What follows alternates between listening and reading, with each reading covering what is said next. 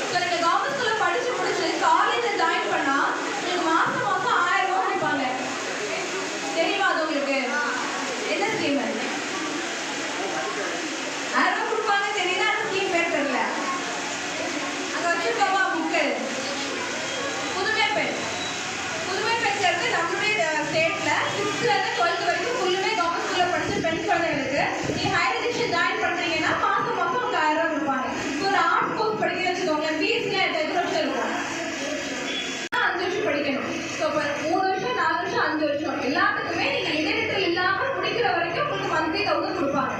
சரியா? கணக்கு எல்லாரும் நல்லா வருமா? நல்லா வராது. சரி, 3 வருஷத்துக்கு மாசத்துக்கு 1000 ரூபாய் கொடுத்தா 3 வருஷம் எண்ட்ல உங்களுக்கு எவ்வளவு கிடைக்கும்? 3000 தான் கிடைக்குமா? 3 வருஷம் ஒவ்வொரு மாசத்துக்கும் உங்களுக்கு 1000 ரூபாய். ஒரு வருஷத்துக்கு 12 மாசம் இருக்கு. 12000 கிடைக்கும். 36000 கிடைக்கும்.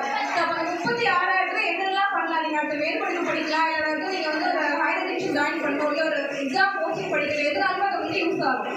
அது ஒரு முக்கியமான ஸ்கீம். 3 வருஷம் 36000 திருப்பி 4 வருஷத்துக்கு அதோட அதிகமா கிடைக்கும், 5 வருஷத்துக்கு அதோட அதிகமா கிடைக்கும். சரி, இது வந்து கேர்ள்ஸுக்கு மட்டும்தான அந்த ஸ்கீம்? பசங்களாம் பாவம்ல, உங்களுக்கு யாரும் ஸ்கீம் இல்லையா? உங்களுக்கும் கொண்டு வந்திருக்காங்க. தமிழ் புதல்வன் சொல்லிட்டு இந்த ஆகஸ்ட் லான்ச் ஆக போகுது. ஸோ அதுல என்னன்னா இவங்க சொன்ன மாதிரி 6th இருந்து 12th வரைக்கும் ஃபுல்லுமே கவர்மெண்ட் நீங்க படிச்சுட்டு காலேஜ் ஜாயின் பண்ணுவீங்க இல்லையா? அப்போ உங்களுக்கும் மாசம் 1000 ரூபாய் கொடுக்குறாங்க.